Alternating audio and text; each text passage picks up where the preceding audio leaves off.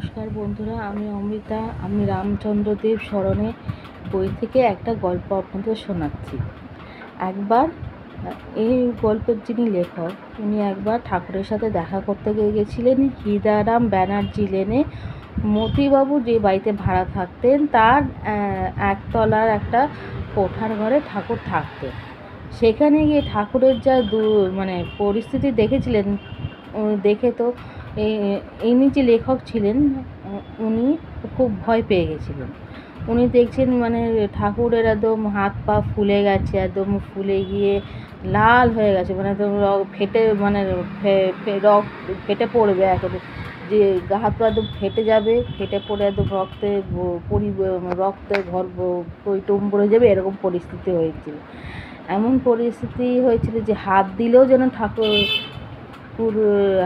গায়ে হাত দিয়ে যদি আপনি ঠেলা দেন তাহলেও হয়তো খুব ব্যথা লাগবে। হাত দিয়ে কেন, আপনি যদি আপনার মাথার চুল দিয়েও যদি ওনাকে ঠেলা দেন তাহলেও ওনার গায়ে খুব ব্যথা লাগবে। তো যাই হোক, উনি তো ঠাকুরকে দেখে, এরকম পরিস্থিতি দেখে মনে মনে খুবই ভয় পাচ্ছিলেন। উনি যে কারণে ঠাকুরের সাথে দেখা করতে এসেছিলেন, উনি ওই কথাটা তো ভুলেতে গেলেন, উল্টে ঠাকুরের এই পরিস্থিতি দেখে ঠাকুরকে নিয়ে উল্টে চিন্তায় পড়ে গেলেন যে ঠাকুরকে কি করে সুস্থ করা যায়।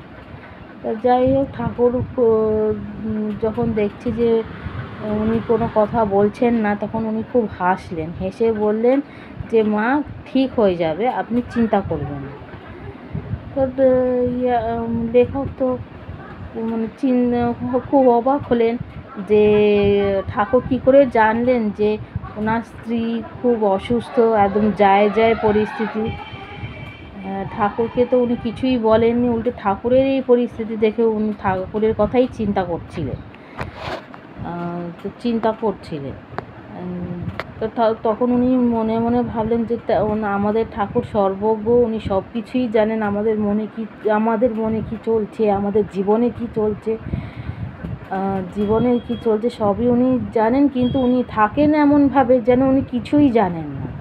কেউ যদি নিজের থেকে গিয়ে নিজের মনের কথা ওনাকে জিজ্ঞাসা করে বা নিজের মনের প্রশ্নের উত্তর ওনার কাছে চান, তাহলে কিন্তু ঠাকুর এটাকে এড়িয়ে যান, এমনভাবে ভাব করবেন যেন উনি কিছুই জানেন না। কিন্তু আবার আমাদের মনের মধ্যে অনেক প্রশ্ন থাকে, অনেক কথা থাকে, যেটা হয়তো আমরা ঠাকুরের কাছে বলি না, কিন্তু মনে মনে সেটা খুব চিন্তা করি, তখন ঠাকুর হয়তো সেটার উত্তর আপনাকে দিয়ে দেয়। তো যাই হোক, ঠাকুরের এই আশ্বাস বাণীটা পেয়ে তো উনি খুব নিশ্চিন্ত হলেন। উনি ভাবলেন যে ঠাকুর যখন একবার আমাকে আশ্বাস দিয়েছে, এবার যমের বাপেরও কোনো সাধ্য নেই যে আমার স্ত্রীকে কিছু করবে। তো যাই হোক, ঠাকুরের কথা শুনে উনি ফেরত গেলেন। উনি সবাইকে, উনি আত্মীয় স্বজন, চেনা পরিচিতি সবাইকে এই কথাটা বললেন, এমনকি ওনার স্ত্রীকেও উনি এই কথাটাও বললেন। তারপরে ওনার চিকিৎসাপত্র করলেন।